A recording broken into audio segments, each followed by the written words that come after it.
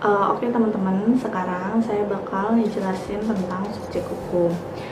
Apa sih pengertian dari subjek hukum itu? Subjek hukum adalah pemegang hak dan kewajiban menurut hukum. Nah, subjek hukum itu ada dua di dalam undang-undang itu, ada badan hukum dan manusia. Pengakuan sebagai subjek hukum dibagi menjadi dua, yaitu manusia dan badan hukum. Manusia atau natural person, menurut hukum, setiap manusia sudah menjadi subjek hukum. Anak serta balita pun sudah menjadi subjek hukum. Lalu, badan hukum atau reh person adalah suatu badan yang terdiri dari kumpulan orang-orang yang diberi status person oleh hukum yang mempunyai hak dan kewajiban. Badan hukum dapat menjalankan perbuatan hukum sebagai pembawa hak manusia. Hak dan kewajiban. Nah, terutama kita akan menjelaskan dulu hak. Hak dibagi menjadi dua, yaitu hak mutlak, hak relatif. Nah, hak mutlak adalah hak-hak yang memiliki kekuasaan untuk bertindak segala hak publik atau hak menyatakan pikiran dan perasaan atau juga hak-hak untuk memajukan permohonan tertulis kepada berhak atau yang berwenang. Nah, terus hak untuk memeluk dan menganut agamanya sesuai kepercayaannya, dan sebagai bagian dari hak-hak keperdataan. Hak yang berstandar pada hukum perdata dalam arti objektif seperti hak kepribadian, hak kemanusiaan atas dirinya, jiwanya, raganya, kehormatan, nama baiknya, dan nama baik keluarganya. Terus hak keluarga bisa juga disebut hak marital, yaitu kekuasaan suami pada istrinya atau kekuasaan ortu terhadap anaknya atau hak pengampu terhadap yang diampuninya. Ada hak mutlak kan, jadi ada juga hak relatif. Nah, di sini hak relatif yaitu hak yang berisi wewenang untuk menuntut yang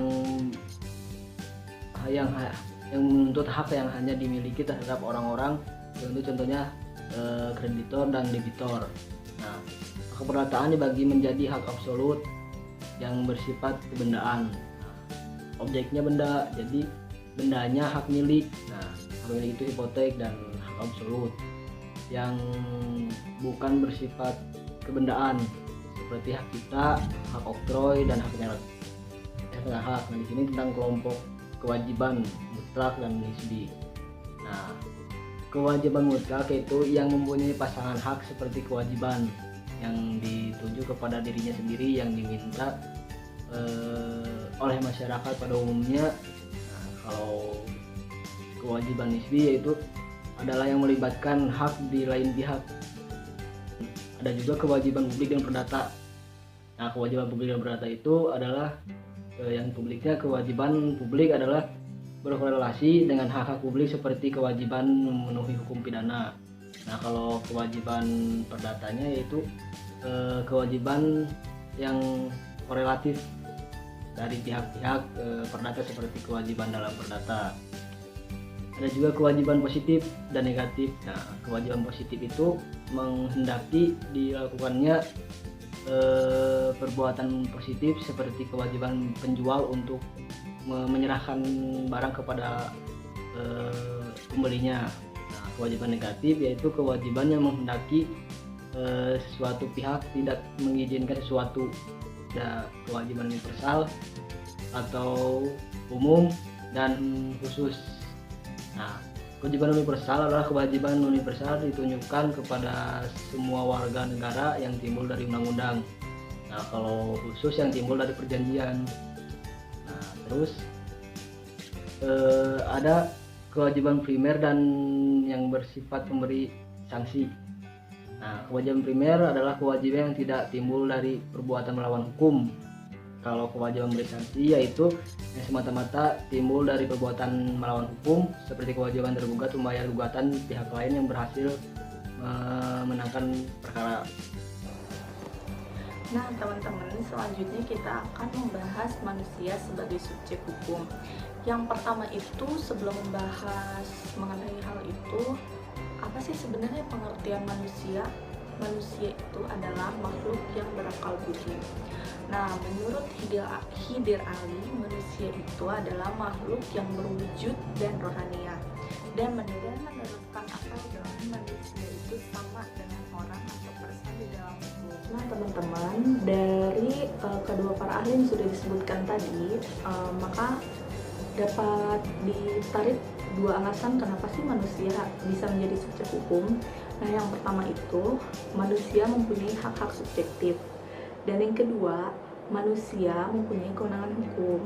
Nah, selain diri sendirinya, seorang manusia bisa menjadi subjek hukum itu sejak ia berada di dalam kandungan ibunya hingga ia meninggal. Ada juga pengecualian yang tercantum pada pasal 2 KUH Perdata, yaitu anak yang berada di dalam kandungan perempuan dianggap telah melahirkan.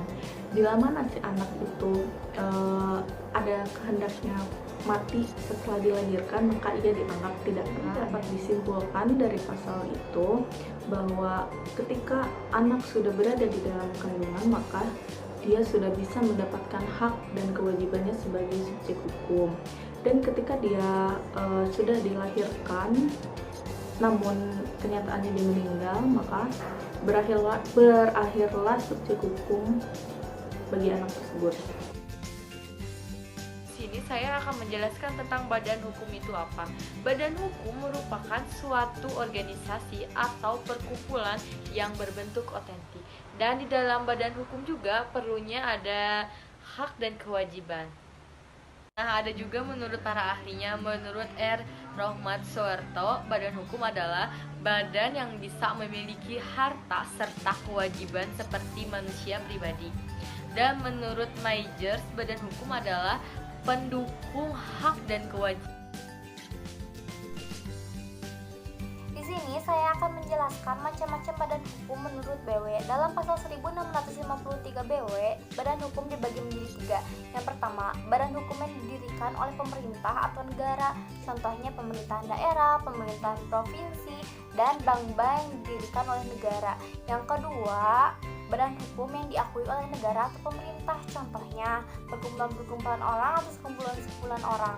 Yang dimaksud dengan perkumpulan-perkumpulan orang itu gereja atau organisasi-organisasi agama lainnya. Yang ketiga, badan hukum yang didirikan atas dasar tertentu dan tidak bertentangan dengan undang-undang dan kesusilaan, contohnya perseroan terbatas, perkapalan, dan perkumpulan orang asuransi dan asuransi-asuransi lainnya. Halo teman-teman semuanya, tadi kalian kan udah denger ya berbagai macam materi-materi yang udah teman-teman aku sampaikan. Mungkin itu juga bisa jadi referensi untuk kalian. Dan sekarang bagian aku untuk menjelaskan teori-teori dari badan hukum. Di sini banyak banget teori yang muncul sebenarnya, tapi aku bakal kasih 3 teori aja untuk kalian. Dan yang pertama adanya teori fiksi. Teori fiksi ini itu dikemukakan oleh sarjana Jerman yang namanya itu Friedrich Karl von Savigny. Friedrich Karl von Savigny. Dia berpendapat bahwa hanya manusia aja yang punya kehendak. Badan hukum itu bersifat abstraksi dan tidak konkret. Badan hukum itu semata-mata hanya buatan pemerintah dan orang-orang itu seolah-olah bersikap ada subjek hukum lainnya. Jadi wujud real dari badan hukum itu memang tidak melakukan perbuatan, tapi yang melakukan perbuatannya itu adalah anggota atau manusia yang ada dalam badan hukum itu. Dan yang kedua itu ada yang namanya teori organ. Teori organ ini dikemukakan oleh sarjana Jerman juga, tapi namanya adalah Otto van Geert. Dia berpendapat bahwa badan hukum itu disepertikan sebagai manusia.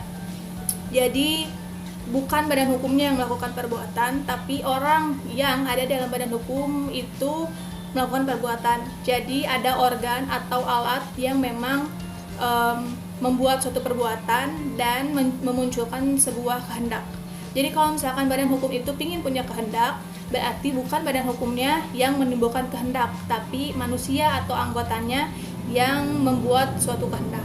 Nah, yang ketiga, yang terakhir itu ada namanya teori kekayaan bersama.